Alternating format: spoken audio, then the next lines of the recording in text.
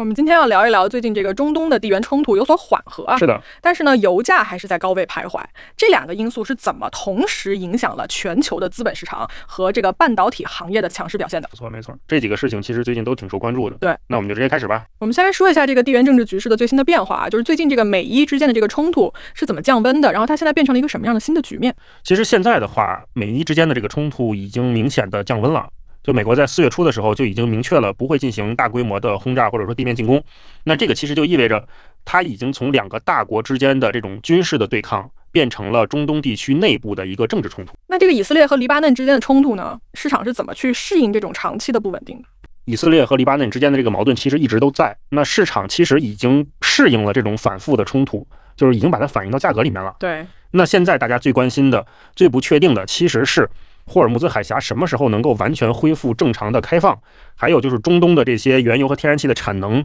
到底什么时候能够恢复到冲突之前的水平。那我们就来讨论一下这个原油价格现在是什么情况，包括它会带来什么样的影响。最近油价也是一路飙升嘛，那现在这个供给端到底有哪些比较棘手的问题？这个油价现在就是已经逼近100美元一桶了，然后它的盘中的高点甚至冲到了109美元一桶。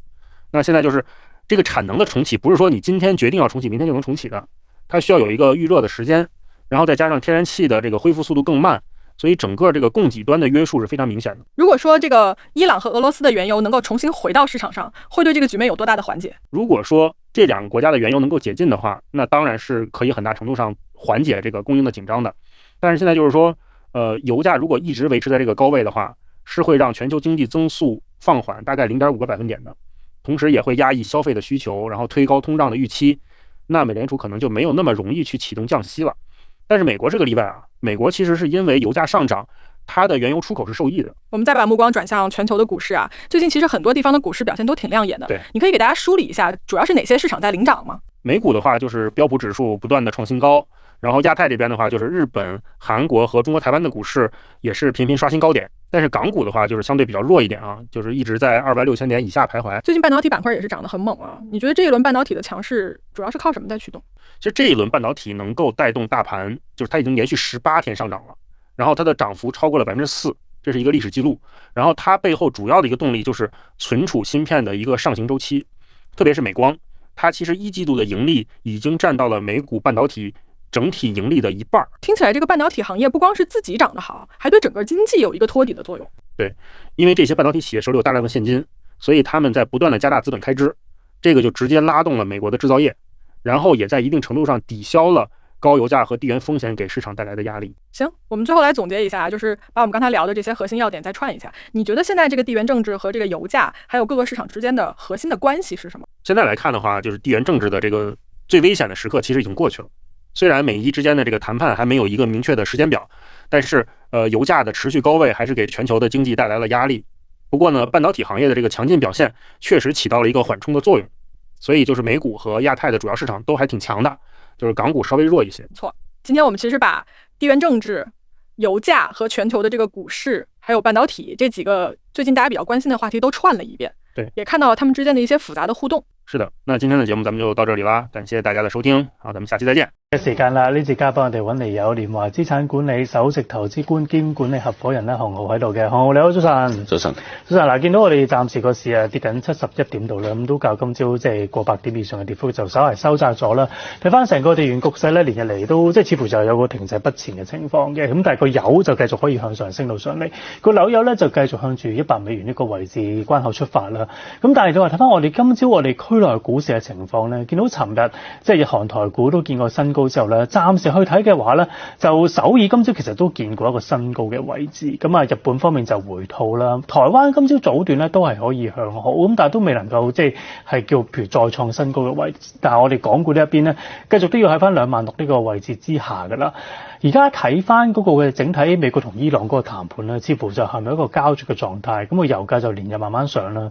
市場之前咧都有少少嘅憧憬，或者美國同伊朗最終可以達成一個協議，咁但係隨住呢個時間即係慢慢咁過去啦，其實呢個憧憬係咪慢慢叫沖淡緊，或者對翻整體成個資本市場個或者上個投資環境嚟講咧，即係個負面因素其實係咪已經開始慢慢沖淡？嗱，首先我哋覺得呢一個戰爭係降咗級啦，咁呢個喺4月第一個星期已經好明顯㗎啦，咁就係特朗普 tackle 嚇話其實唔打都得嘅嚇，唔傾都可以嚇。咁而家又話咧傾亦都唔使需要有一個 deadline 嘅嚇，你幾時中意傾就傾啦咁樣。咁所以咧其實整個戰爭係降級咗，即係降級就係話美國不會進行佢所謂嘅呢個狂轟濫炸，同埋咧派呢個地面部隊去進入呢個伊拉克即係伊朗去侵佔人哋嘅土地啦。咁所以咧，我覺得總體嚟講，佢從一個兩個大國嘅正面嘅軍事衝突咧，降級成一個地區性嘅中東地區性嘅地緣政治衝突啦。咁至於呢個以色列同埋黎巴嫩嘅之間嘅鬥爭，咁其實已經好多年㗎啦。咁其實今次亦都唔係新㗎。咁所以咧，其實市場喺咁多年，其實佢已經逐漸適應咗。如果中東有地緣政治嘅衝突嘅時候，佢應該點樣去反應？咁由於之前3月底4月初個低位係反映咗呢一個兩個大國之間嘅呢個正面嘅衝突啦。咁所以當呢個危機過去咗之後咧，咁其實佢又去翻呢一個一直以嚟嘅呢個地緣局部地緣地區衝突嘅咁嘅情況。咁所以咧，其實最差嘅情況肯定係過咗去㗎啦嚇。咁至於幾時談判談得成，咁就唔知道。咁而家其實更加關鍵，即係比一個戰爭更加關鍵嘅不確定性，就係話呢一個海峽幾時可以開放。咁同埋呢個開放咗之後，呢一個中東嘅產能、原油產能同埋天然氣嘅產能幾時先可以翻online？ 咁同埋咧就係呢一個原油喺呢個100左右呢個高位，佢可以持續去幾耐？咁其實如果好明顯就係話，如果原油價格喺高位持續好長一段時間，譬如話半年咁我相信對於全球經濟增長嘅呢個壓抑就係好明顯嘅。如果我哋真係睇住呢一個嘅油價，即係喺翻呢個100嘅位置，其實一部油就109啦，一個紐油就97呢啲位置啦。其實而家即係我哋唔少投資者都睇住嗰個紐油會唔會又再升穿翻呢個100大關㗎啦嘛？因為你估計如果再升穿之後，可能又會再次觸發一啲嘅程式交易，令到大市有機會出現個回調啦。咁但係而家我哋睇住係咪真係，就算而家淨係喺100呢個位置，都已經令到即係市場要足以去擔心，即係譬如你對翻個經濟增長嗰度有嘅影響，即係唔需要話去到即係之前嘅高位，譬如120蚊呢啲位置。即係而家個油價咧，究竟要喺呢個高位徘徊幾耐咧？我相信120蚊應該係一個較高位置啦嚇。咁我哋啱講到就係話，就算你個海峽重新開啓，咁呢個原油嘅產能重新上線，佢都需要時間。呢個油井唔係話你話開就開咗嚇，咁佢需要時間 warm up 嘅。temperature 咩都要 warm up 嘅，咁天然氣更加嚇，天然氣仲有一個冷卻嘅措施，佢亦都需要時間嘅。咁所以咧，我覺得而家市場咁樣定價就係佢相信喺而家咁樣嘅呢個價格入邊咧，美國佢成為一個贏家，就係話美國嘅油可以大規模咁樣向外去輸送。咁而家 so far 佢嘅情形就係咁樣啦。咁同埋咧，如果談判成功嘅話咧，咁其實亦都有可能就係話，對於伊朗原油嘅禁運同埋俄羅斯原油禁運全部開放晒。如果咁樣嘅話咧，咁我覺得對於原油嘅供給嘅呢一個緊張嘅狀態就會緩和㗎啦。咁所以有好多不確定性啦。咁而家市場大概就係price in 一個 scenario，即係最好嘅 scenario就係話海峽重新開放啊。咁然後咧，我哋大家儲咗呢個10億桶呢個油夠用啊。咁然後咧美油同埋俄油同埋甚至伊朗油咧，喺原油供給暫時不足嘅情況下，佢可以補缺嚇。咁所以市場係 price in 一個咁樣嘅 scenario。咁至於最後會唔會咁完美？咁我覺得就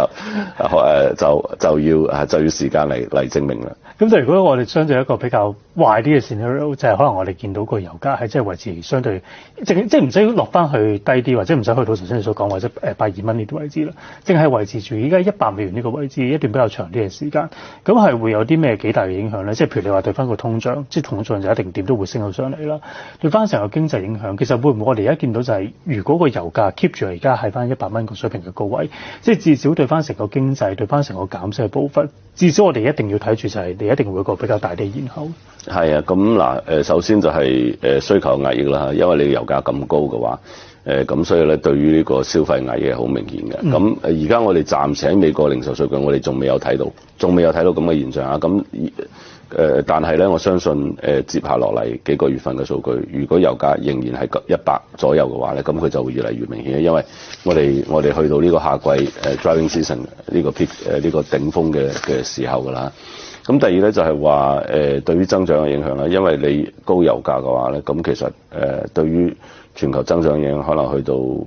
0.5% 啦嚇。咁亦都會影響呢個增長啊。咁同埋咧喺高油價嘅情況下咧，佢對於呢個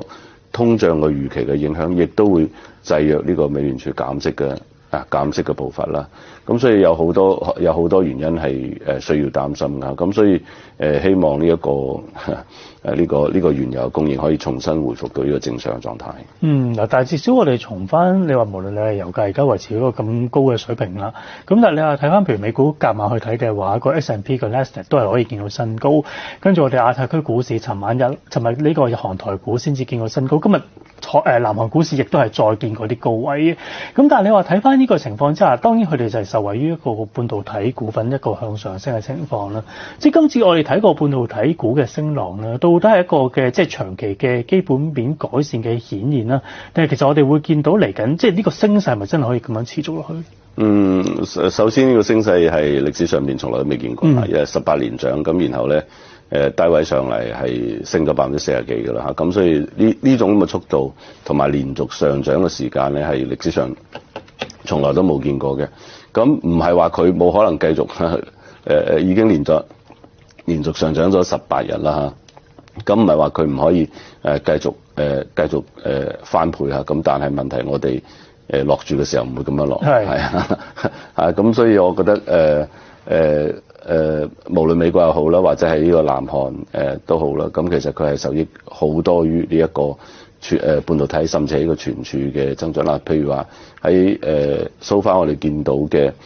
一季度嘅盈利嘅上調啦，咁其實一半係嚟自一間公司嚇，就係一個美光公司啦。係咁所以各位可以想象下呢個存儲對於美國嘅經濟嘅推動啦。咁同埋而家我哋見到就係話點解市場唔係咁擔心呢個高油價啦？因為呢個美國如果呢個存儲嘅 cycle 繼續嘅話，咁咧呢一個 capex 即係呢個資本支出啊，你去擴大產能啊、建廠房呢啲，咁其實佢會拉動呢一個整個美國嘅 manufacturing sector 呢個製造業係持續咁樣擴張嘅。咁如果係咁樣嘅話咧，咁佢 cushion 即係佢就可以對沖一部分經濟放緩嘅壓力㗎嚇。咁 so far 我哋見到好多存儲公司、好多半導體公司咧，咁其實佢由於個盈利嘅暴增啦，同埋呢個價格暴增咧，同埋訂單量嘅急增咧，咁其實你見到佢就佢嘅現金流係好充足嘅，所以即係佢係可以有錢去做呢一個資本支出嘅。咁所以呢個亦都係我相信亦都係 cushion 咗，即係對沖咗呢個戰爭對於市場嘅負面嘅影響。好啊，咁但係至少亞太區股市就相對嚟講都係比較強勢啲啦。咁但係究竟我哋港股呢邊係咪繼續相對嚟講都要比較落後少少咧？嗱，下一次翻嚟就會同洪灝一齊再傾我哋個港股呢一邊嘅情況究竟點。